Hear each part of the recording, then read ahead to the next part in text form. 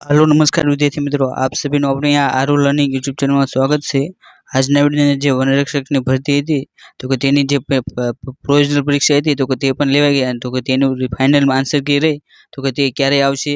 સાથે સાથે જે તેની હવે પછી જે તેની ગ્રાઉન્ડની પરીક્ષા છે તો કે તે ગ્રાઉન્ડ એ ક્યારે શરૂ થશે અને તે ગ્રાઉન્ડ રહ્યું તો કે તે કોના દ્વારા લેવામાં આવશે, વન વિભાગ કે પોલીસ ભરતી બોર્ડ, તો કે તે પણ જોઈશું। એટલે કે આ બધી રહી તો કે તેની સંપૂર્ણ માહિતી એટલે કે ગ્રાઉન્ડની અંદર જે કયા ક્રાઇટેરિયા છે તો કે તે તમામની આપણે સંપૂર્ણ માહિતી આપણે આજના વિડીયોની અંદર જોઈશું।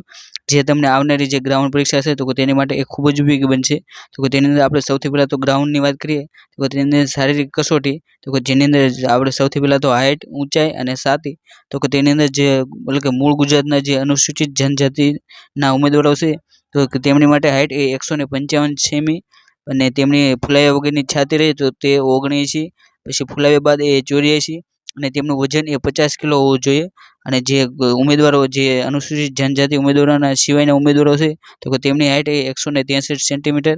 તેમની ફૂલાવ્યા વગરની છાતી એ 79 સેન્ટીમીટર અને ફૂલાવ્યા બાદ એ છાતી એ 84 સેન્ટીમીટર હોવી જોઈએ અને જેમનું વજન એ 50 કેજી હોવું પડે અને છાતીનો ફૂલાવો રહ્યો તો કે તે ઓછામાં ઓછો તમારે 5 સેન્ટીમીટર એ હોવો જરૂરી છે।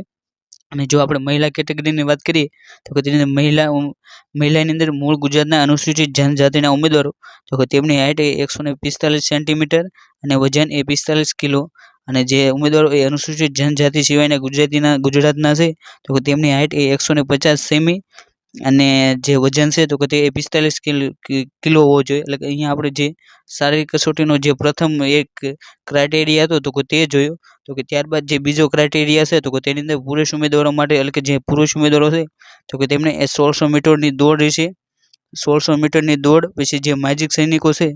જે 1600 મીટરની દોડ છે તો કે તેની અંદર માજી સૈનિકો સિવાયના જે ઉમેદવારો છે તો કે તેમણે એ 6 મિનિટની અંદર પૂરું કરવાનું રહેશે અને જે માજી સૈનિકો છે તો કે તેમણે એ 6 મિનિટ અને 30 સેકન્ડની અંદર પૂરું કરવાનું રહેશે અને જેમણે ઊંચો કૂદ એટલે કે ઊંચી કૂદની વાત કરીએ તો કે તે 4 ફૂટ ને 3 ઇંચનો એ ઊંચો કૂદકો જે માજી સૈનિક સામાન્ય ઉમેદવારો છે તો કે તેમને એ 4 ફૂટ અને 3 ઇંચનો કૂદકો મારવાનો રહેશે અને જે માજી સૈનિકો છે તો કે તેમને એ 4 ફૂટનો અને જે લાંબી કૂદની વાત કરીએ તો કે તેની અંદર જે સામાન્ય ઉમેદવારો છે તો કે તેમણે એ 15 ફૂટ એ ઠેકવાનું રહેશે અને જે માજી સૈનિકો છે તો કે તેમણે એ 14 ફૂટ અને જે પુશઅપ્સ એટલે કે જે પુશઅપ મારવાનો હોય તો કે હથેળી એ પોતાની બાજુ રહે તો કે તે રીતે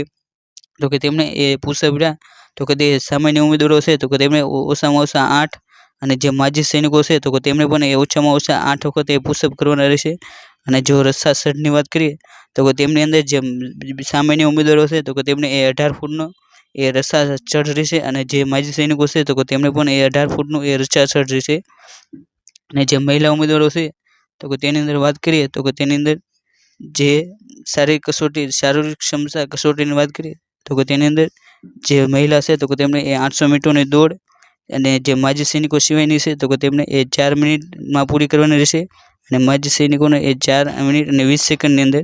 જો ઊંચી કૂદની વાત કરીએ તો કે તે 3 ફૂટની ઊંચી કૂદ રહેશે માજી સૈનિકો સિવાયની અને જે માજી સૈનિકો છે તો કે તેમને 2 ફૂટ અને 9 ઇંચની અને જે લાંબી કૂદની વાત કરીએ તો કે તેમને એ 9 ફૂટ એ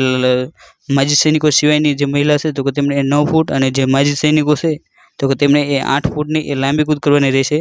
અને ત્યારબાદ આપણે જો વાત કરીએ તો કે જે તે ક્રાઇટેરિયા છે બે તો કે તે પૂરી થઈ જાય તો કે ત્યારબાદ તેની અંદર જે પાસ થાય તો કે તેમને એ વોકિંગ ટેસ્ટ માટે બોલવામાં આવશે તો કે જેની અંદર જે પુરુષ ઉમેદવારો છે તો કે તેમને એ 4 કલાકની અંદર એ 25 કિમી એ વોકિંગ ટેસ્ટ કરવાનું રહેશે અને જે મહિલા ઉમેદવારો છે તો કે તેમને એ 4 કલાકની અંદર એ 14 કિમી એ વોકિંગ ટેસ્ટ કરવાનું રહેશે અને ત્યારબાદ એ તેમને ફાઇનલ મેરિટ લિસ્ટ એ તૈયાર કરવામાં આવશે।